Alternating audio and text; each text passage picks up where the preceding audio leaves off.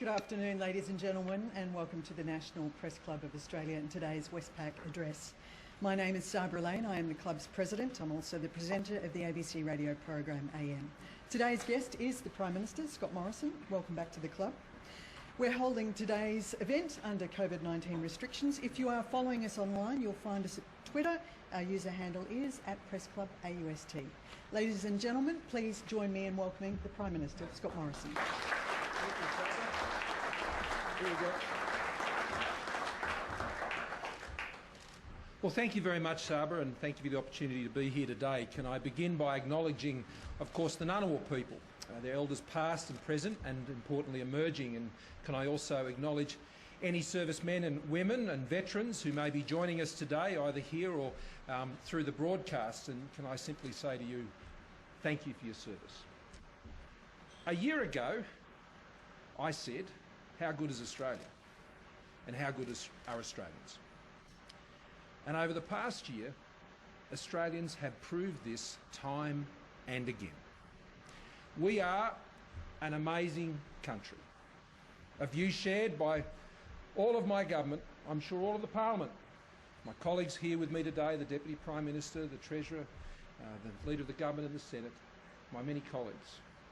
We believe this passionately. Australians have stood up. Australians are proving once again that we are capable of doing extraordinary things, but in a very Australian way. I'm thankful for the many sacrifices that Australians have made to get us to this point. But I'm also very grateful, at a personal level, for the time taken by those to share their experiences directly with me over these very difficult months during this crisis. Almost 100,000 Australians have written to me in the past couple of months. So many have suffered, and they continue to hurt, right here and right now. Lost jobs, reduced hours, seeing their family businesses shut, having to close those doors. Retirement incomes shrink, loved ones kept apart. It has been a time of great uncertainty as Australians have had to come to terms with sudden and profound changes to their lives. Greg is a chef with 6 kids in Sydney. He wrote to me about his business suffering from the restrictions, saying that everything he had worked for was at risk.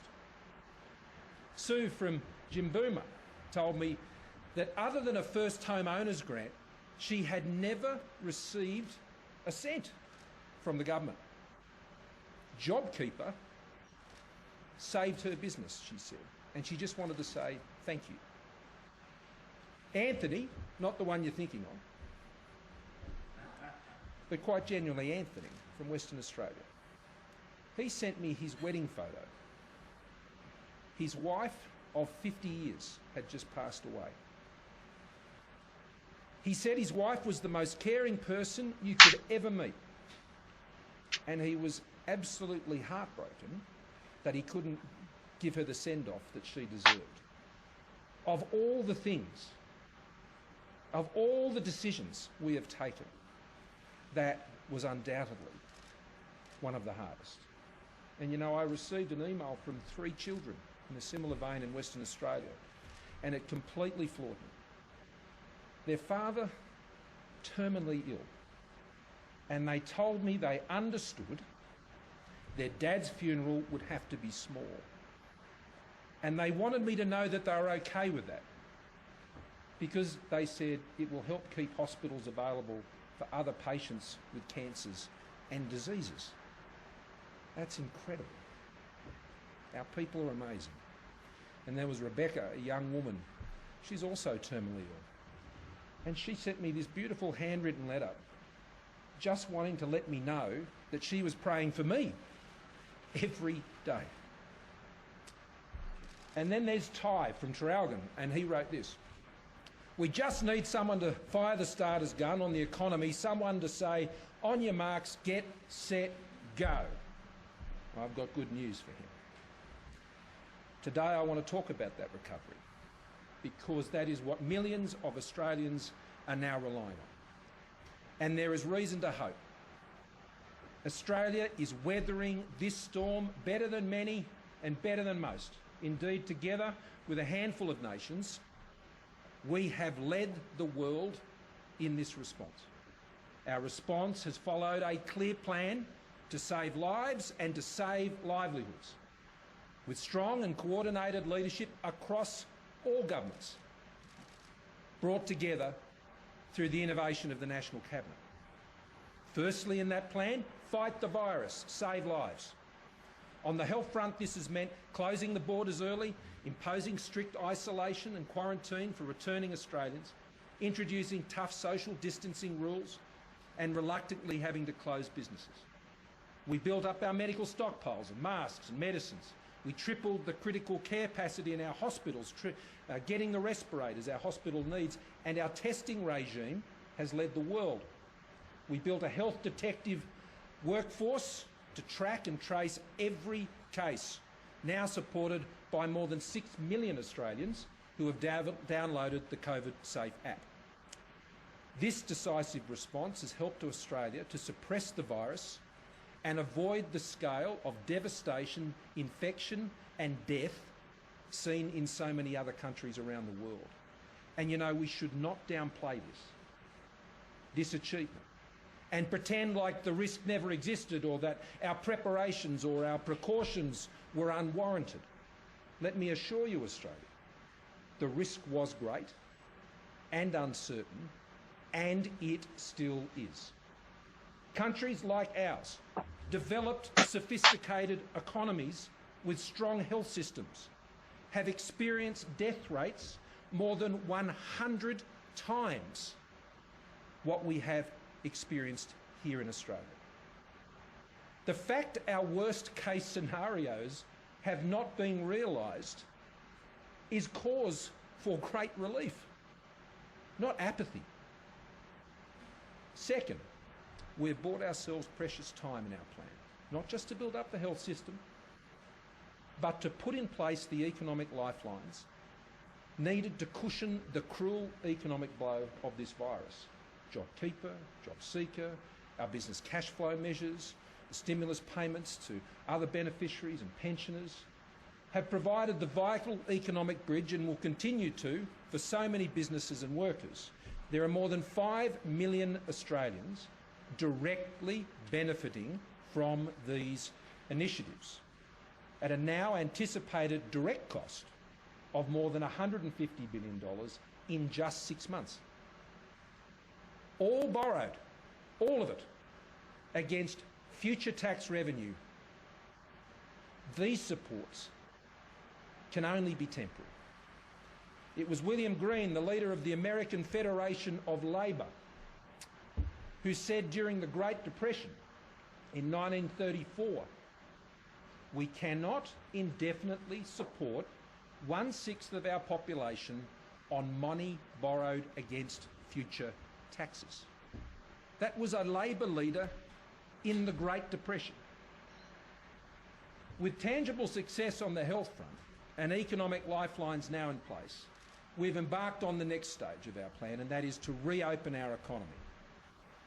The National Cabinet's 3-step plan for a COVID-safe Australia is now being implemented, and great progress is being made. It's anticipated that all 3 steps will be completed across the country in July.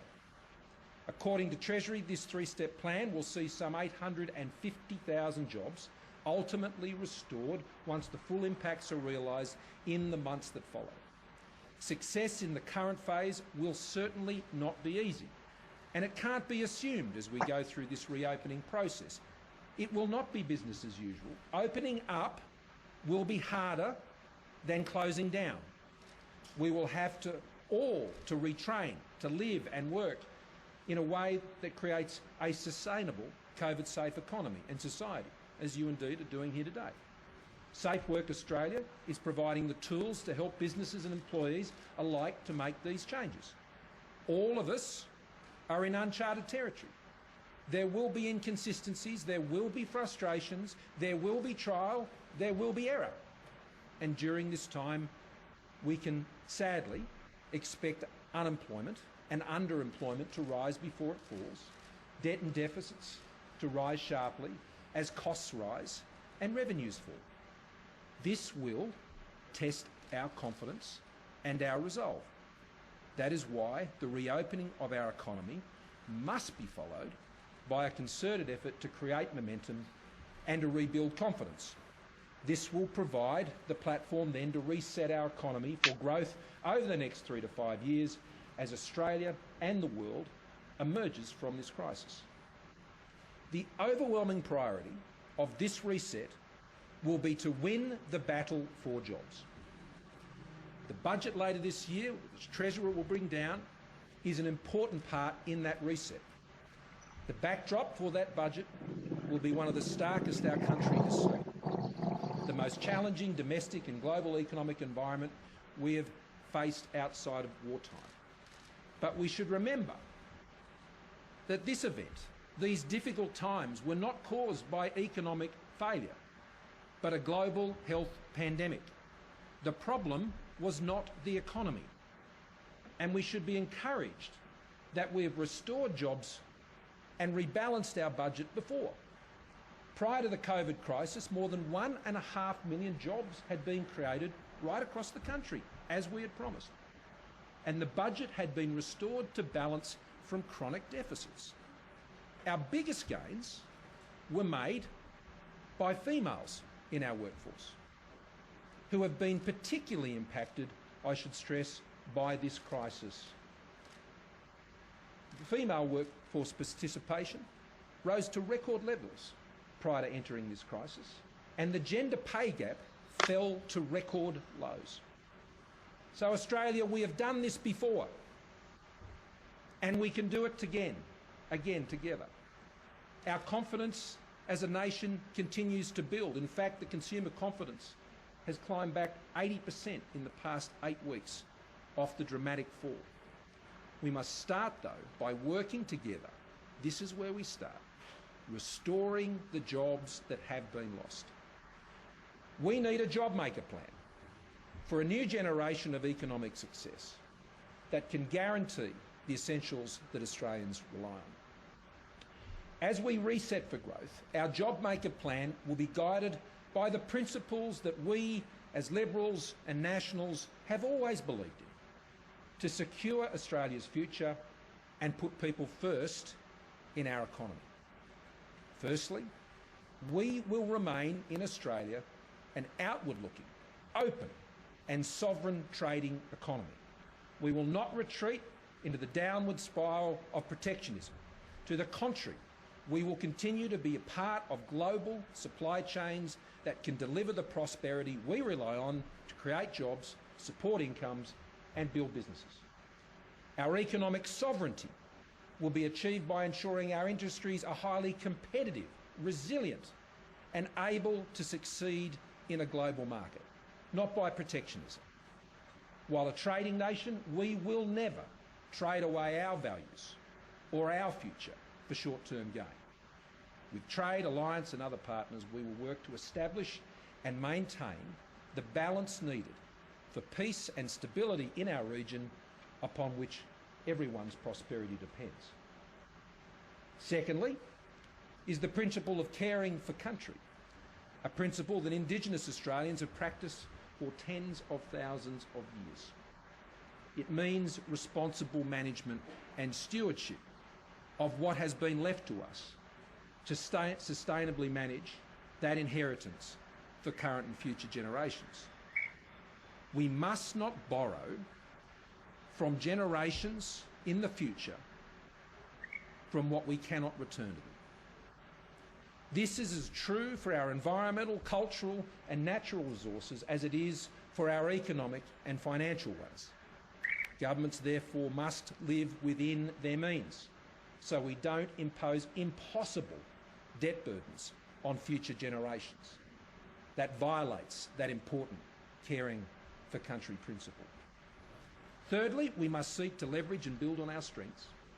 An educated and highly skilled workforce that supports not just a thriving and innovative services sector, but a modern, competitive and advanced manufacturing sector. Resources and agricultural sectors that can both fuel and feed large global populations, including our own, and support vibrant rural and regional communities. I know the Deputy Prime Minister would agree thoroughly with. A financial system that has proved to be one of the most stable and resilient in the world. World-leading scientists, medical specialists, researchers, technologists, and an emerging space sector. And there's so much more. Fourthly, we must always ensure that there is an opportunity in Australia for those who have a go to get a go. This is our Australian way. Access to essential services, incentive for effort, respect for the principles of mutual obligation, ensuring equal opportunities for those in rural and regional communities to be the same as those in our cities and our suburbs. All translated into policies that seek not to punish those who have success, but devise ways for others to achieve it.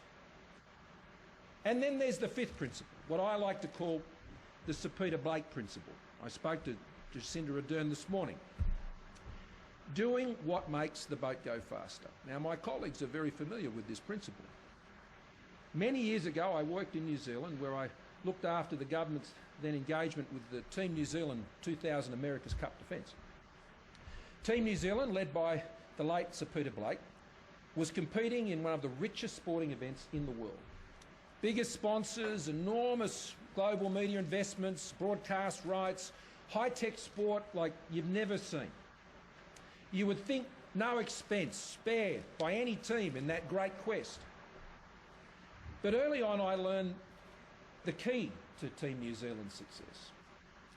At one of our early meetings we met at their headquarters in Auckland. There was a fellow called Alan Sefton who was their head of their corporate operations. And we sat around on rickety old chairs and there was this scuffed up table. The office looked like it had been saved from demolition. I noted the surroundings and Alan responded by saying, in Team New Zealand, you only ask one question. What makes the boat go faster? Those chairs weren't going to make any difference, nor their accommodations. And their united and focused effort brought a whole country together, not just the team. And they won. And so can we. This health and economic crisis has reminded us of just how much we depend on a strong and growing economy for our jobs, for our incomes, for our health and education services, our safety, our security, our social safety net, of which we're so proud. To strengthen and grow our economy, the boats we need to go faster are the hundreds of thousands of small and medium and large businesses that make up our economy and create the value upon which everything else depends.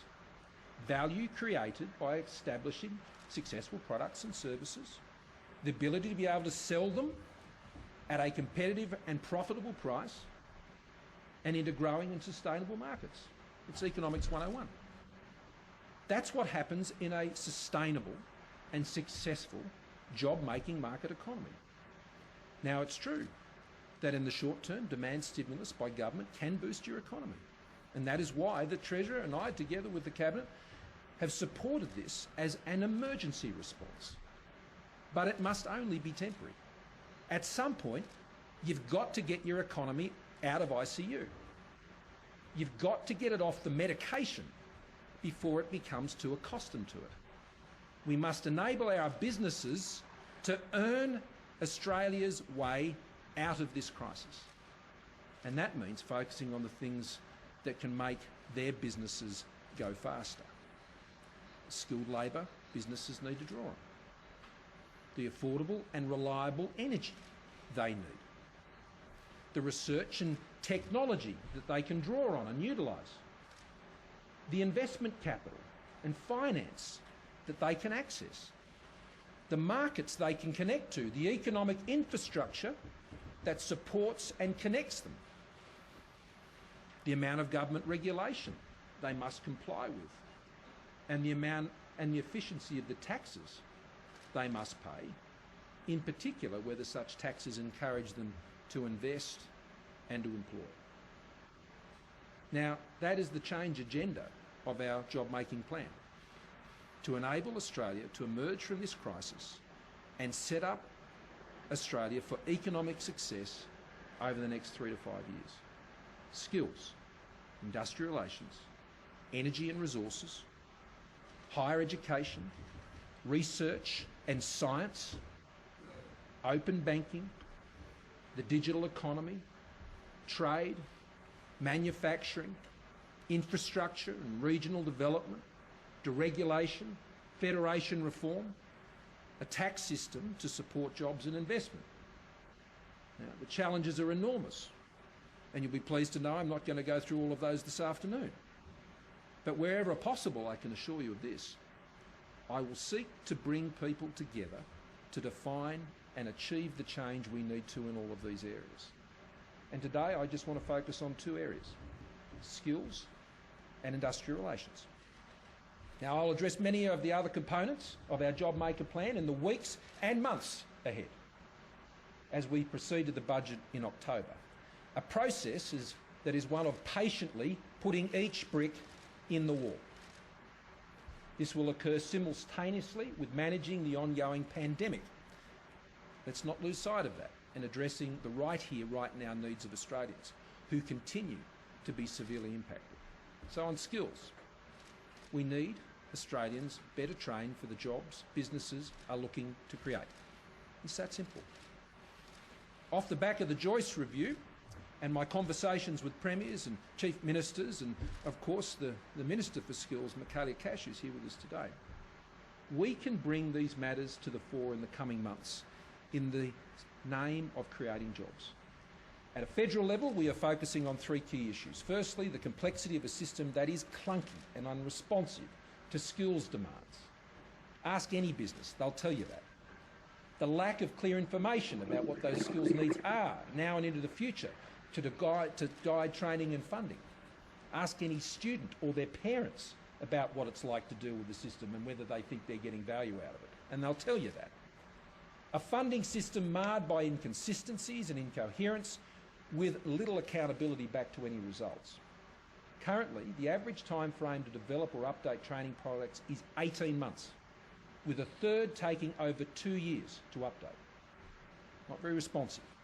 For prospective students, the large number of choices that they face for qualifications can be bewildering and overwhelming, compounded by a lack of visibility over the quality of training providers and the employment outcomes for those courses. There are over 1,400 qualifications on offer and almost 17,000 units of competency. There is also substantial variations in fees for students depending on which state they are in. For example, in 2019, a student undertaking Certificate 3 in blinds, awning and security screens received a subsidy of $3,726 in Queensland, $9,630 in New South Wales, and no subsidy in Victoria unless the qualification is taken as an apprenticeship. Now, I'm not making any comment on each of those individual measures, but there is a wide variety.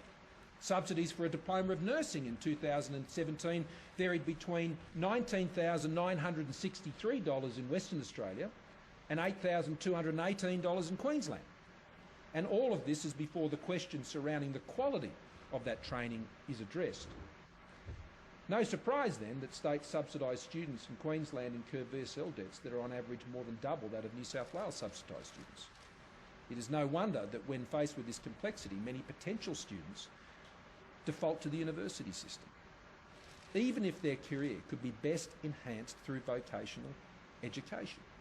I want those trade and skills jobs to be aspired to, not looked down upon or seen as a second best option. It is a first best option. To address this challenge, we've embarked on a series of skills organisation pilots. They are designed to give industry the opportunity to shape the training system to be more responsive to their skills needs and take responsibility for qualification development. Industries defining the quals. 3 pilots have been established: human services, digital technologies and mining. And they have already begun to show the benefits of this system. And we need to move forward on many, many more. The human service pilot was actually used to lead development of a national skill set to help boost the aged care and disability support workforce during the COVID-19 pandemic and recovery phase. And this work was delivered much faster than under the older arrangements that were progressed under the previous VET schemes. The National Skills Commission has been established under Adam Boyden's leadership and will now provide detailed labour market analysis, including an annual report each year setting out the skills needs of Australia, replacing those existing lists for apprenticeships and skilled migration. This will be supplemented by the publication of closer to real-time data on the labour market, drawing on emerging data sets such as single-touch payroll to flag emerging skill shortages and other labour market trends and pressures. The Commissioner's analysis will also help, this is important, students with their career and training choices via the National Careers Institute by giving them the most accurate and comprehensive data on where skills gaps and jobs are. Equipping employers, equipping employees, equipping students and their families. Information from the National Skills Commission will be publicly available and should inform government and private investment in the system, including vet subsidies and a new national skills funding agreement. All comes back to money. The current national agreement for skills and workforce development between the states and the Commonwealth is fundamentally flawed, and it has to change. By law, the Commonwealth must hand over to the states and territories $1.5 billion every year in untied funding with no end date and no questions asked. The Commonwealth has no line of sight on how states use this funding. The agreement has also been ineffective in maintaining state investment in these schemes. Vet funding across all jurisdictions, with the exception of Tasmania, has fallen by 25% on average over the past decade in real terms on a working age per capita basis. So it's time to make some changes. Better linking funding to actual forward-looking skills needs based on what businesses need. Simplifying the system, reducing distortions and achieving greater consistency between jurisdictions and between vets and universities. Increasing funding and transparency and performance monitoring. Taxpayers, students and employers should know where the money is going, and better coordinate the subsidies, loans and other sources of funding. We've got to make sure that the valuable support that is provided is going where it needs to go. Now, our National Hospital Agreement actually provides a good model for the changes that I would like to advance. Incorporating national efficient pricing and activity-based funding models would be a real step forward. And this is a system I've made very clear to premiers and chief ministers that my government would be prepared to invest more in. But throwing more money into a bad system does not get you results. Now, on industrial relations, I have been genuinely heartened by the constructive approach of employers and employees and business groups and unions working together in the ACTU with the government through this crisis to find practical solutions to keeping Australians in jobs. And we now need to turn that into cooperation to create even more jobs, especially during this all-important recovery phase. Our current system is not fit for purpose, especially given the scale of the jobs challenge that we now face as a nation. Our industrial relations system has settled into a complacency of unions seeking marginal benefits and employers closing down risks, often by simply not employing anyone. The system has lost sight of its purpose to get the workplace settings right so the enterprise, the business, can succeed, so everybody can fairly benefit from their efforts and their contributions. It is a system that has to date retreated to tribalism, conflict and ideological posturing. No side of that debate has been immune from those maladies. This will need to change, or more Australians will unnecessarily lose their jobs and more Australians will be kept out of jobs. Now, the first step is to get everyone back in the room, to bring people together. That's our job. And in particular, that's my job. No one side has all the answers, employees or employers, unions or employer organisations. It is not beyond Australians to put aside differences to find cooperative solutions to specific problems, especially at a time like this. The extent of the damage wrought by COVID-19 on the Australian economy and the enormity of the challenge we now face to get Australians back into jobs means the policy priorities for recovery will be different to those in place before the crisis. We now have a shared opportunity to fix systemic problems and to realise gains as a matter of urgency to get more people back into work. Now, beginning immediately, the Minister for Industrial Relations, Attorney General, Christian Porter, will lead a new, time-bound, dedicated process bringing employers, industry groups, employee representatives and government to the table to chart a practical reform agenda, a job-making agenda for Australia's industrial relations system. The Minister will chair 5 working groups for discussion, negotiation and hopefully agreement to produce that job-maker package in the following areas. Award simplification, what most small and medium-sized businesses deal with and their employees every single day. Enterprise agreement making. We've got to get back to the basics. Casuals and fixed-term employees, made even more prescient by recent changes through the Fair Work Commission. Compliance and enforcement. People should be paid properly. And unions need to obviously do the right thing, as must employers. Greenfields agreements for new enterprises, where the new investment will go and the certainty is needed more so than ever. Membership of each group will include employer and union representatives, as well as individuals chosen based on their demonstrated experience and expertise, and that will include especially small businesses, rural and regional operators, multicultural communities, women, families. This process, as I said, will be time-bound and is expected to run through to September. We must make the most of this time we have, and we must move quickly. It will become apparent very quickly if progress is to be made.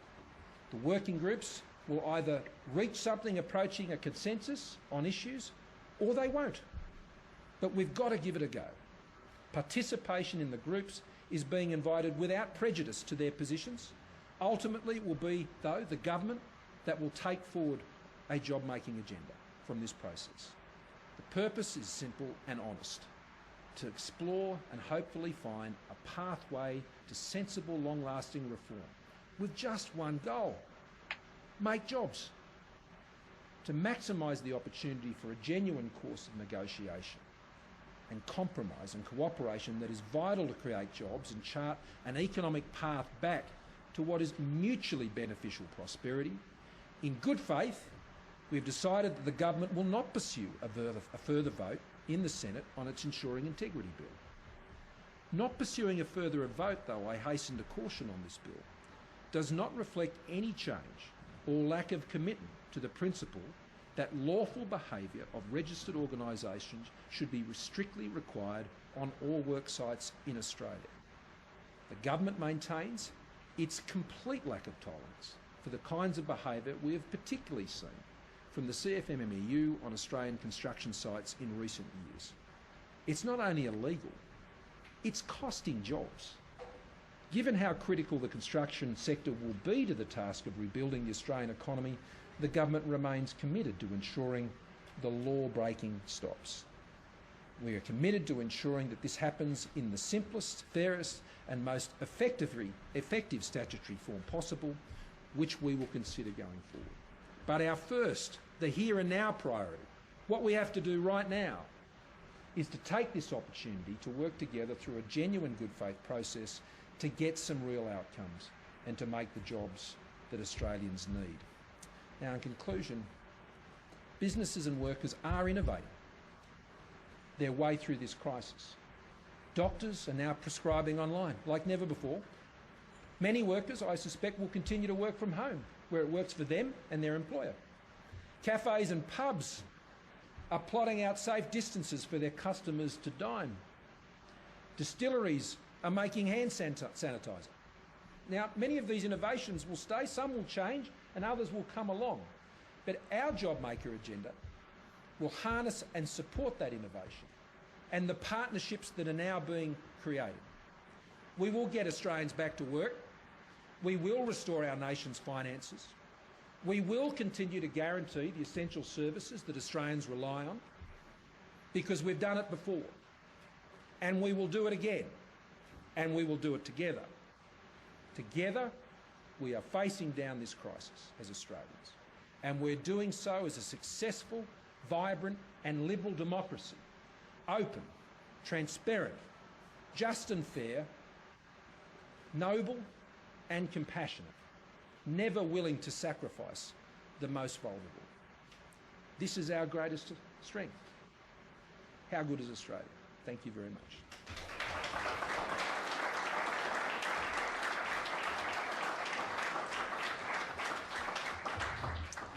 Prime Minister, going to the last part of your speech there, it sounds like an Accord version 2.0, if you like.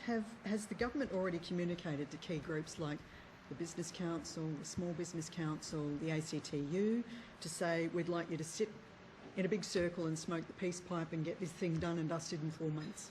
Yes.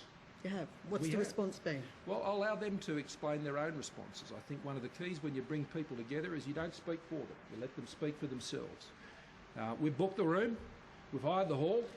We've got the table ready. Whether the chairs will be rickety as those ones I saw in Auckland the other day, a few years ago, I don't know. But our job is to bring people together. And we've been doing that through this crisis.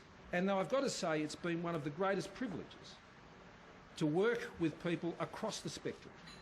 The National Cabinet has been a great example of that, and I thank the Premiers and Chief Ministers again for the good faith in which they've engaged. Sure, we haven't agreed all the time, but the relationships are stronger now than they have ever been, despite those disagreements. And I hope to see something of that nature replicated in this process. But it's not for the government to stick their nose in here and start predefining what these outcomes are. We need people to get together and sort this stuff out. As I say, they've been caught in grooves for too long, and grooves going in parallel lines and not coming together. And that's what I'm hoping this process will achieve. It may succeed, it may fail, but I can assure you we're going to give it everything we can. And I'm very grateful of the engagements that I've had with the sectors that you've nominated. It's been in good faith and it's been honest, and it requires everybody to leave a bit aside, and I acknowledge and respect that as well, and I think the government has led by example in the announcement that I've made today. To my colleagues, I have a long list today, more than 20 journos. Please, one question per person in order to get through as many people as we can. So, Andrew and then Catherine. Brett Mason. Brett Mason from SBS. I'll be very quick. Given the warnings about the downward spiral of protectionism, what role do you see migration playing in Australia's economic recovery? Oh, it's a very good question, Brett, and it's one of the concerning economic figures we have. And if you've got a job in the residential construction industry, and Michael Suka's here and Josh, I know, have been working on some plans here, and it's an issue that has been a key topic of discussion amongst the Premiers and the Chief Ministers and myself. We're looking at net overseas migration, I think, falling to about 34,000, I think, Josh, next year. And when you think that, it was the great Professor MacDonald who set a figure of between about 160,000 and 210,000 as being what you need in this country to maintain a GDP per capita growth, then there's obviously a big gap there. Now that's a short-term gap, but it's going to be one of the real impacts of this crisis, because our borders aren't opening up anytime soon. Sure, we'll be working with the higher education sector, but I know 80% of international students that come to Australia are here. They're here. The way it's talked about, you'd think that they weren't, but about 80% are here.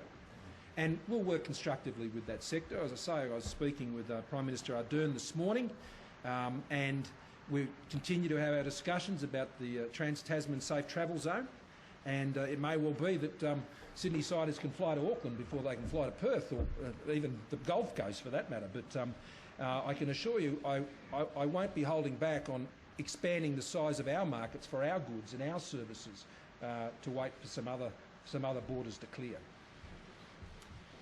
Chris Yeoman. Prime Minister, you've said, Chris Yeoman, 9 News, you've said you rejected protectionism.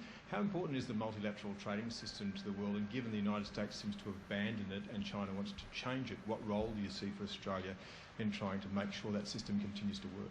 Well, the role we've been playing, Chris, is, as you know, I mean, there's been a lot of difficulty in dealing with the appeals system in the WTO, and we've actually worked together closely with China to actually pull together an alternative system that can get us around this current hurdle. So Australia's for trade, and so we'll work with people in the multilateral fora that are for that as well. And in Europe, our focus is very much on the free trade agreement we're seeking to put in place with the European Union, and of course the gun is fired effectively on the arrangement we're seeking with the United Kingdom. They'll be very important for Australia. But the global multilateral trading system rules are incredibly important for Australia, and they have to work. So you'll continue to see us advocate for them, seek to reform them, and to work with those who want to achieve those same ends. And that's what you can expect, because we're an open trading nation, and we always will be. Rosie Lewis. Thanks for your address, Prime Minister. Rosie Lewis from The Australian. Just to expand on Chris's question, do you believe China has become a riskier country for Australian businesses to invest in, especially given recent actions taken against barley and beef? I think that's a judgment Australian businesses can only make. And like any business, they have to weigh up the security of the markets in which they sell to and the risks that are associated with those. And those risks will move from time to time. They'll ebb and flow. And we would like to see stable, reliable, dependable markets all the time for our products and services. But those are not decisions that governments make for businesses, be they primary producers and exporters, or be they be resources companies or industries, or indeed service companies working in the aged care area on training or things like this. I think one of the most exciting parts of the China-Australia Free Trade Agreement was the ability to actually sell aged care services into China. I've said that on many occasions before. But, businesses have got to weigh up their own risks, and they've got to make those assessments. And Austrade can assist them with all of those things on the ground. And what I'm pleased to see, Matthias and Josh and I were this morning reviewing those iron ore trading figures this morning, and we're very reassured about what we're seeing on those patterns compared to what have been around in the past. So Australia has a very bright trading future, and businesses will make their judgments about how they participate in that. Business does look to government, though, for guidance on travel. There's a website saying do not travel.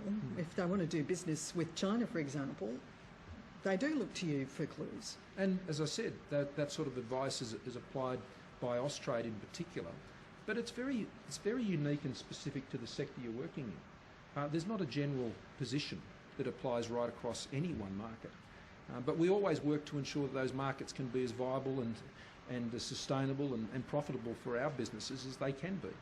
But ultimately, they'll make their own calls based on all of that advice, including what they hear from the government. Andrew Probyn. PM Andrew Probyn from the ABC. Catherine couldn't join us today, so just got me. All the best to Catherine as well. One of the secrets, Prime Minister, of the Accord in the 80s was that the Hawke government greased the wheels with a social wage, things like Medicare, superannuation, higher family payments, childcare payments too. When you come to the table on pushing for industrial relations reform, what are the sorts of things that you can offer with the employees and the union movement? Well, all of the things you've just talked about are all central features of our government services delivery. All of the things you've talked about. We have reformed childcare. We have increased the subsidies that are available, particularly the most disadvantaged workers. We have got record funding for schools, record funding for hospitals. We do have a social security system which is the envy of the world. That is the product of the last 20 or 30 years, and it's something I think we will have an absolute commitment to maintaining. This is why I keep coming back to the point about the economy and what we've learned about it during the course of this crisis. When you've had consistent economic growth for almost 30 years, it can be taken for granted. And as Treasurer, I used to warn about this as well. But I think no one has any doubt now that if you don't look after the growth in your economy, then you can't guarantee any of the things you've talked about. You can make big, bold promises about them, and you can talk about how important they are, but you can't fund them. And so that's why my point today has been that unless we focus on the success of that business that is going to employ someone, then there's nothing really to offer, because there's no economy to offer it from. And so that's why we've got to get our priorities right. That's why we've got to get the order right. Now, if we can make that work on those supply-side reforms, as they're sort of known technically, then all of the things Andrew has just talked about will be able to be guaranteed. I can guarantee hospitals, schools, the age pension, childcare, one of the world's most generous pharmaceutical benefit schemes on the basis of a strong economy. And if you don't put businesses at the centre of that economy, you can't make that pledge. Mark. Mark Riley. Mark Riley from the Seven Network. Prime Minister, in your speech you observed that the industrial relations culture in the country has been typified by tribalism, conflict and ideological posturing. What's your message to those elements of your own party who might see this as an opportunity to finally neuter the trade union movement? Well, that is not the objective of this process. That is not the government's policy and never has been. I think everybody's got to put their weapons down on this. Everyone does. And that's what I'm hoping for. And that's what I'm seeking to achieve. And I think that's what Australians demand. And I think Australians will take a very dim view of anyone or any group or any organisation that isn't prepared to come and sit down on this table and give it a go at the Prime Minister's and the Minister's invitation. Phil Curry. G'day, Pam. Phil Curry from the AFR. On enterprise agreements, you said we've got to get back to basics. There's a general agreement amongst both sides of the argument on that, whether it's the labour movement or the business community. And one of the villains that has been singled out by the business community is the better off overall test, which people say sort of violates the spirit of Keating's original enterprise, no worse off test. Do you want to see the boot either removed or replaced with the original Keating model, or at least the industrial umpire given wider powers of discretion when interpreting agreements and applying the boot? I want to see employers and employees sit down around a table and talk about those very issues and find a way forward for it. I'm not going to prescribe it for them, because whatever they agree is more likely to be sustained and maintained into the future. But what I want them to focus on is an understanding that if there's no business, there's no job, there's no income, there's nothing. And the success of the enterprise is what all those involved in it need to be committed to. And in return for that commitment, there must be a sharing of the benefits and the success of that organisation back to employees, back to the shareholders in that business, and those who are running it. And so, Phil, what I'm trying to do differently about this process is not run out there with an IR shopping list. I haven't seen that work in my political experience in the time I've been in the Parliament. That's all that's tended to do is force people away from the table, not draw them to it. So I think, the issues you're talking about are obviously very important to business, and the concerns that employees have are also important to them. But we're only going to get through it if they can work this through. Now, sure, we'll take an active role in this process and trying to take those discussions forward. But at the end of the day, I'm asking everyone to focus on getting that business back on track, making money so they can pay employees and they can employ more of them. It's really that simple. Thanks, Phil. David Crowe. Thank you, Sabra. Thank you, Prime Minister. David Crowe from the Sydney Morning Herald and The Age. PM, every year the Mitchell Institute does a study of spending or investment in skills and training. Now, you've highlighted a reform plan there, but we have seen total investment in VET fall from, I think, 9.3 billion in 2013 to 7.7 billion in 2017. Now, that's total national investment. It's not just the federal money. But you set out your ambitions. In order to achieve them, do you need to commit more funding, and is money the problem here? I don't think money's the only problem here, David, but you're not going to invest money in a dud system. That doesn't fix it either. And that's why I'm saying that we need to have this system more focused on what it's actually supposed to do, and that is that someone who's looking for training can get trained with skills that an employer might actually want. Now, that's not happening to the degree it needs to for our economy to grow again in the way it needs to. So that's why I made it pretty clear. I'm very, very interested and very committed to investing more in a better system. And if we can achieve a better system where we can have some confidence that the investment that we make turns out more people with more skills that businesses need, great, because there's a return on that investment. And you rightly say that there has been that fall, because notwithstanding the fact that the Commonwealth is legally obliged to spend an indexed amount every year on skills, which is around $1.5 billion, that is not the case for the states and territories. And as I noted, we've seen that taper off. So the Commonwealth spending money doesn't mean the states will. And so Jay Weatherall used to talk about, when he was Premier, he used to have this idea that that skills education should actually transfer to the Commonwealth, that effectively states should look after everyone from 0 to 18 and the Commonwealth looks after it from 18 onwards. That was a very interesting idea. I talked to Jay about it when he was Premier. But that's not what we're proposing, because like in the hospital system and the education system, there is a partnership between the Commonwealth and the states in supporting and delivering these services. And I think the Australian people believe that is how it should be too. But I wouldn't say it's a very effective partnership at the moment. That's not, I think, necessarily a fault of the participants, but it is a fault of the design of the system we're working to. So in good faith, I hope we can redesign that system and we'll see greater investment, but investment that goes somewhere. Katina Curtis.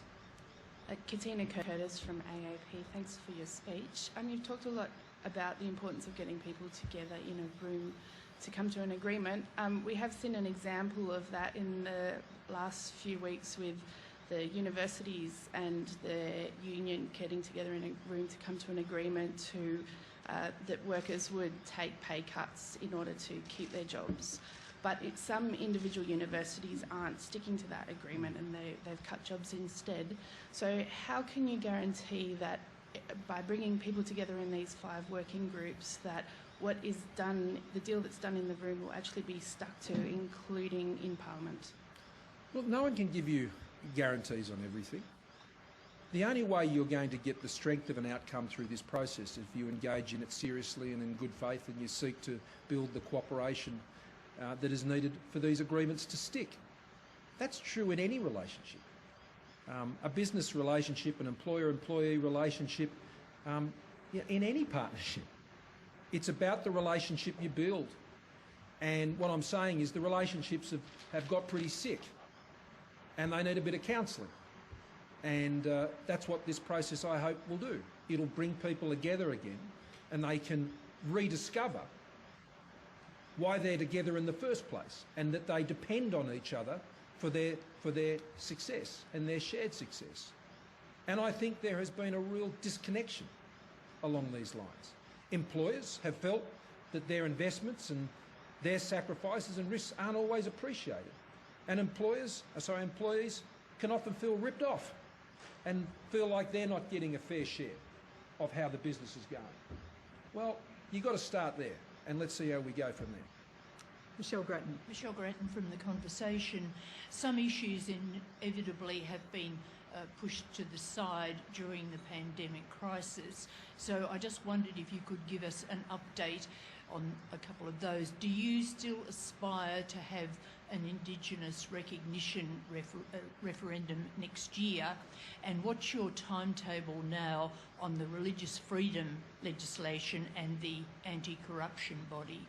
Well, we haven't had the opportunity to revisit those latter 2 points because of the crisis, and it's not something the Cabinet has considered now for some time. And when we do, then we'll make any announcements that we might make on those matters. When it comes to the Indigenous recognition, well, the Minister for Indigenous Australians has continued to conduct his process, and the timetable for that will depend on when and if that sort of consensus is able to be achieved for it to be successful. Kieran Gilbert. Prime Minister, close to 1 million workers have gone on the dole through the crisis, a lot of them because they didn't qualify for the JobKeeper under the parameters set by the government and Treasury. What's your message to them today as to why they're not getting JobKeeper, particularly when you've got now a $60 billion mistake? What is your message to those people who otherwise might have received a bit more? Well, first of all, I don't buy into the demonisation of JobSeeker. I don't. JobSeeker and JobKeeper, and it was actually the JobSeeker changes we announced first. We announced them as a priority because the JobSeeker measures is the ultimate social safety net for all of those who are affected. That is what is intended to catch everyone who finds themselves out of work.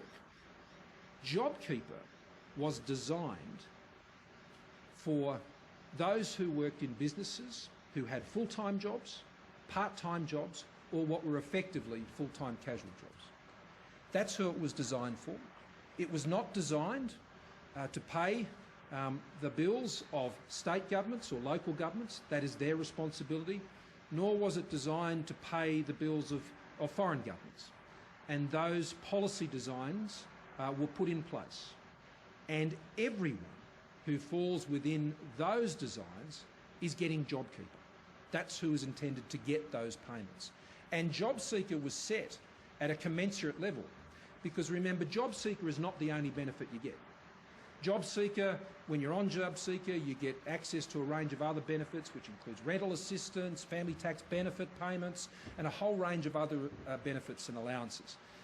And that has meant that those, in fact, on JobSeeker, in many cases, may well be getting more than those who are on JobKeeper. So I don't accept the argument, particularly put by the Labor Party, that JobSeeker is some sort of second-best option for Australians. I mean, the Labor Party like to accuse us often of saying that we demonise the former New Start. Well, that's basically what they're doing now by sending that message to Australians. My message to Australians, and that of the Treasurer and the entire government, is that we designed a system through cash flow allowances for businesses, for JobSeeker, for JobKeeper, and the myriad of other payments and benefits to get them through. And that's what it is doing, whether it's in any of those different programs. And it's being very successful in that. 5 million Australians are benefiting. Now, you raised the point about the JobKeeper estimates. When JobKeeper was designed and first costed, the uncertainties were extreme. And it's always been my practice, as indeed the Treasurer's, and I always like it when Treasury does it too, that they are cautious in their forecasting. It's been said to me, if you're going to miss the mark, it's better to miss the mark on the right side of the line. I can't say that about when the Labor Party was in government. They missed the mark often and on the wrong side of the line. Forecast revenue didn't turn up, spent it anyway. That's not what's happened here. What Treasury has done is made an estimate of what they thought could be the case. It was the worst case scenario, effectively, that they were forecasting, estimating. We are now in what is their best case scenario, and that is something we should welcome. Now, we acknowledge that over at the tax office that there was a tracking mechanism that was put in place that wasn't leading to anyone getting a payment they shouldn't. Everyone that was entitled to that payment was getting the payment they should, but the tracking mechanism made it look like we were heading to the worst case scenario. But thankfully we weren't. And I see this as a relief. And as I said the other day, Murray Bateman, if your builder comes to you when you're building a house and they say, look, this is going to cost 350 grand, or worse still, 500 grand, and you go, that's a lot of money I've got to borrow. And then they come back to you and go, well, I got that estimate off. It's actually going to cost you 350 or 250. I tell you what, you don't get disappointed with the news, and you don't go and borrow the rest of the money, you know, to put a heated swimming pool on the roof, I think as Barnaby recently said. You don't do that. And so what we have done is acted responsibly. The estimates were provided to deliver a program that is doing its job. And for those for whom that program isn't designed to assist, JobSeeker is there for them, and they're getting that support at record levels. Prime Minister, your speech went a little bit over. Are you happy to take a couple more questions? Always happy to. Excellent. Claire Armstrong.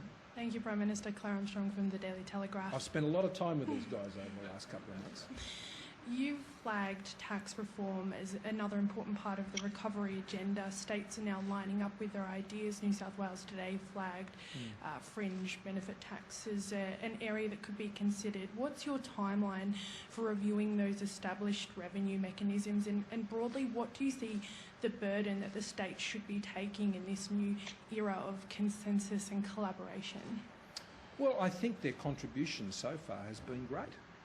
Now, of course, they haven't been providing the same sort of fiscal supports to the economy like the Commonwealth has. I mean, Josh, I think we're over 150 billion. They'd be around about 30 billion combined. So the Commonwealth is certainly doing its share and 5 times over on those things. But of course, the states have significantly greater health expenditures, which we're meeting 50-50 when it comes to COVID and so on. So we've got a good partnership, I think. And a great example of this was when we took the decision at National Cabinet, and a very important one, which was that incoming Australian returning residents and citizens would be quarantined in hotels.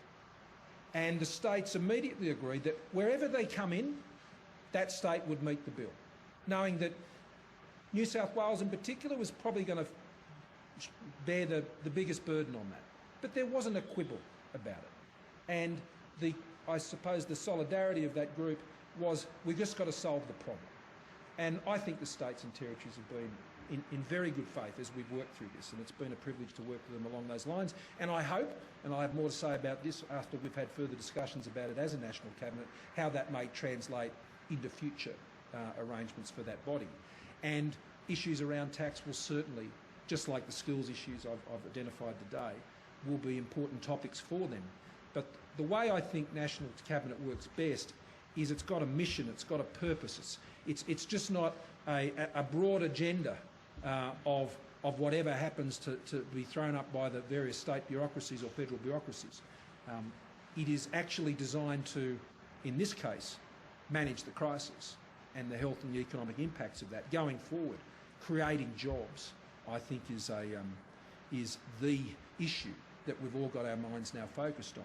Now, on issues of tax, that will come through that process. It'll come through other channels that the Treasurer will work on. There's a budget in October.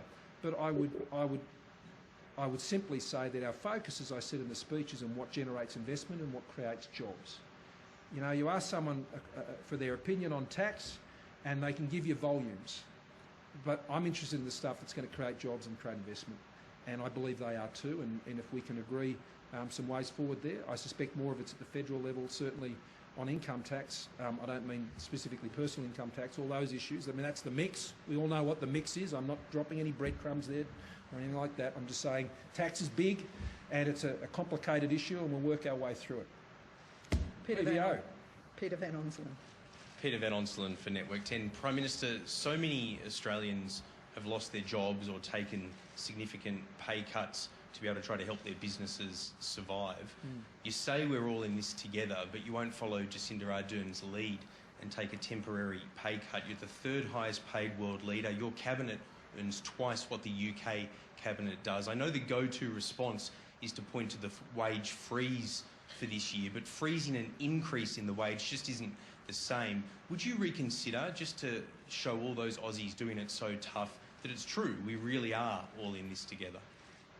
Well, Peter, I have no plans to make any changes to those arrangements. We'll follow the same practices that we're applying to public servants right across the board, and we're not singling anyone out when it comes to those issues. And I'll just keep doing a good job. That's my plan. And I'll be accountable to Australians for that job. Shalila Madura. Shalila Madura from Triple J. Prime Minister, you've said that we can't keep borrowing against future generations, but young people now are at the coalface of this crisis. Youth unemployment and underemployment is skyrocketing. Young people are overwhelmingly working casually, overwhelmingly dipping into their super to make ends meet. Unfortunately, there are predictions that this will lead to dire mental health impacts for young people going forward. So my question for you is, Is it time for older Australians who've benefited from some of the peak times and from of the policies, such as franking credits, for example, to accept that they will need to take an economic hit now in order to protect their children and their grandchildren? The answer to coming out of this crisis is not setting one group of Australians against another. All Australians are in this together. I remind you of that fellow Andrew, who was married to his wife for 50 years and couldn't give her the send-off that she wanted. I had another letter, one I didn't read out, from a daughter.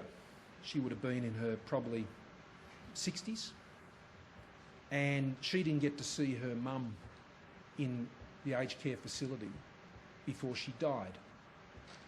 To suggest that any one group is not feeling the impacts of this one way or the other, and to set it up as some sort of generation conflict, I think is very unconstructive, and it's not the approach of my government. We've all got to do what we've got to do, and I agree it is hitting young people much harder. That's why we've invested in additional services on mental health. The biggest beneficiary of the process I have outlined today, if employers and employees can come together and get this sorted, will be young people. They will be the biggest beneficiaries. The jobs that we will create will go first and most rapidly to young people, and that is the most important thing I think we can do to help them. Prime Minister, on that note, thank you. Everybody, please join me in thanking the Prime Minister. Thank you very much.